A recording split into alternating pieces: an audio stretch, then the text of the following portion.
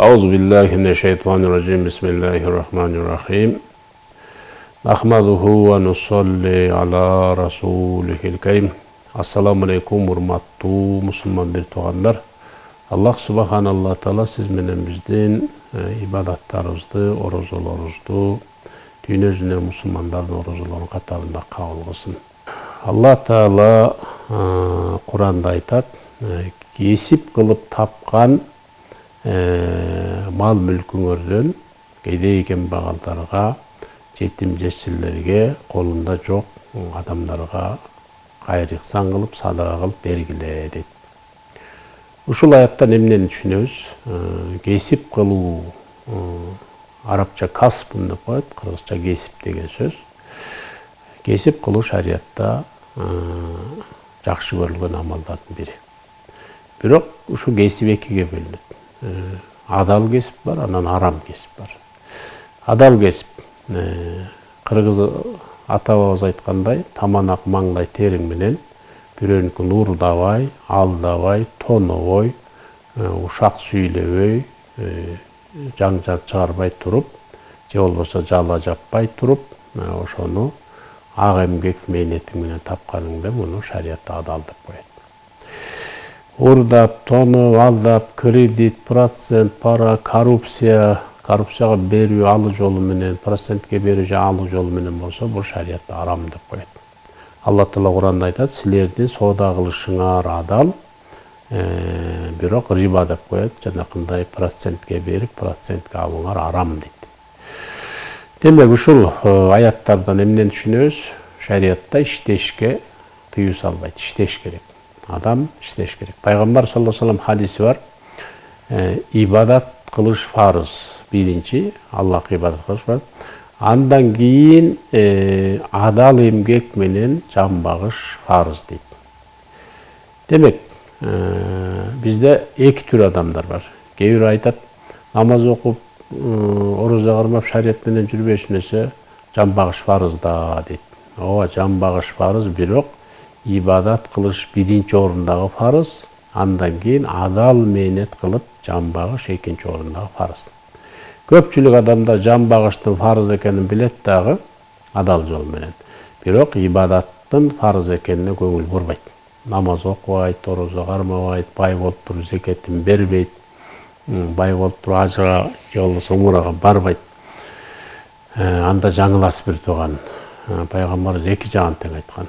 Ибадат кыласың, анан адал эмгек менен иштешиң керек. Сахабалар иштегенби? Ооба, сахабалар иштеген. Пайгамбар саллаллаху алейхи ва салламдын сахабалары соодагер болгон. Курма бак, дыйканчылык менен алектенишкен, кээ бирөө мал баккан, төөчү болгон, койчу болгон, ушундай. Бир күнү Муаз бин Жабал деген сахаба көрүнбөй калат. Пайгамбарыбыз сахабаларды жакшы көргөн, анан сурап турган. Ой, баланча сахабам көрүнбөйт деп жана ата, мээримди ата, балдар, кыздар толуктап турат го. Кызым кайда жүрөт, балам кайда жүрөт дегендей. Ошондо Муаз бин Жабал келип калды. Пайгамбарыбыз айтты, Муаз бин Жабал кайда жүрөсүң, көрүнбөй калдың десе, я Расулулла, мен иштеп атам. Сизди сагынып, учурашып кетейин деп келип калдым деп колун көрсөтсө, колу алакан шоор болуп кетти.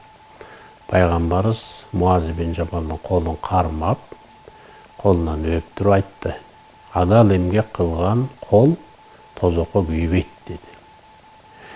Ушул окуядан эмнени билебиз? Кээ бир биздин туугандар бар, иштеген болбойт, Кудай рызкыны берет, иштебей эле коюш керек десе, жок, сен бидатчы экенсиң, сен динге жаңылык киргизип атасың. Бир да пайгамбар ошондой эле биздин Мухаммад саллаллаху алейхи ва саллям иштебегиле деп тыйган эмес. Тескерисинче эмне дейт? Мактап атат. Иштеген кол тозокко күйбөйт деп Муаз бин Жабалга айтып атат. Ошон үчүн иштеш керек бир туугандар, адал мээнет менен иштеш керек. Адал жол менен бирөөнүкүн албай, бирөөнүкүн дегенде биз кошунабыздыкын же бир адамдыкын эле иштейбиз. Бирөөнүкү деген мамлекеттикин да албаш керек. Мамлекеттикин. Айрыкча мамлекеттикин албаш керек. Себеби Бирөөнүкүн алсаң сен бирөөнө эле жооп бересиң. А мамлекеттикин уурдай турган болсоң анда 7 миллион адамга жооп бересиң. Ошол мамлекеттики 7 миллион адамдын эмгегинен же болбосо ошонун акысы турат. Ошон үчүн светтен уурдабашыбыз керек, мисалы үчүн да, акчаларды уурдабаш керек, пенсияларга тийишпеш керек дегендей. Кыскасы мамлекеттен албай, тескерисинче мамлекетке салым кошушубуз керек. Алла Таала Кур'анда айтат: "Фаман я'мал мисқала зарратин хайран яра, ва ман я'мал мисқала зарратин шарран яра" дейт. Мунун мааниси кимде-ким мисқал деп коет. Мисқал бул уламалардын чечмелери боюнча бул чаңдын көкүмүнчөлүк деп келет. Негизи мисқалдын да башка аты бар, бул тыйын көлөмүндө болот. Бирок бул жерде чаңдын күкүмүнчөлүк дагы жакшылык кылсаң, Аллах ошогон жакшылык берип, акыретте соогуңду көбөйтүп, даражаң көтөрөт. Чаңдын күкүмүнчөлүк зыян берсең, уурдасаң, тоносоң, кыянат кылсаң, анда кыямат күнү ошон үчүн жазалайт дейт. Алла Таала башка аятта айтат: "Курма барго, курманы биз жеп атканда, ошону ачканда курманын ичинде данеги бар. Курманын данеги менен курманын ортосунда чел кабык болот. Чука ак болгон агыш чел кабык болот. Ошону айтат. Кыямат күнү ушунчалык чел кабыкчалык да, курманын чел кабыкчалык дагы жакшылык кылсаңар ошонун пайдасын беребиз, соогун беребиз, ошого жараша белек беребиз. Ошо курманын чел кабыгынчалык дагы зыян берсеңер, уурдасаңар, тоносоңор, алдасаңар, арам ишке барсаңар, жазалайбыз дейт. Ошон үчүн Кудай сактасын, өтө этият болуш керек. Бирөөлөрдү иштетип туруп, мисалы үчүн бизде чет өлкөдөн келип иштеп жүргөндөр бар. Же болбосо бирөөнү мандикер деп коет, жумушка алып иштетет.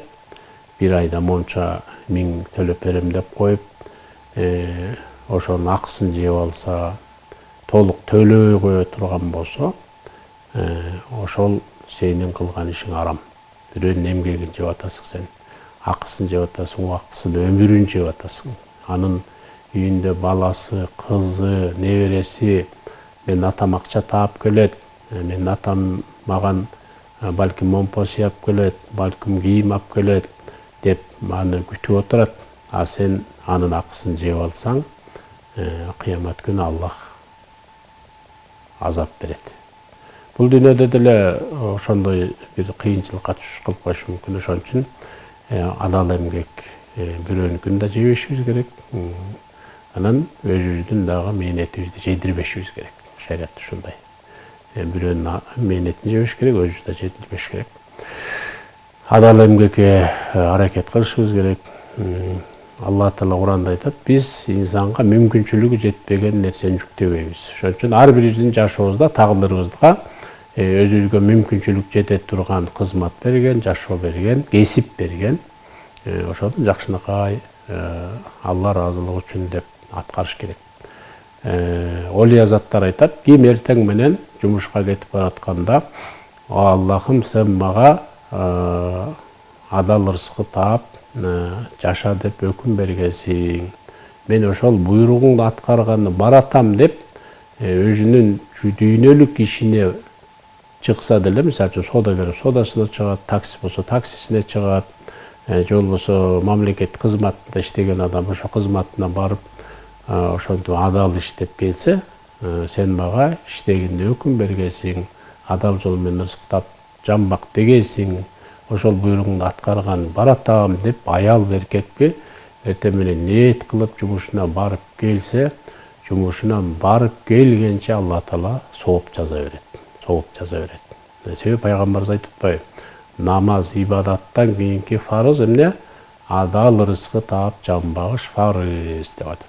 Ошон үчүн бир туугандар, адал эмгек кылалы, бирөөсүн уурдабайлы, тонобойлу, алдабайлы, акысын жеп койбойлу. Алла сактасын.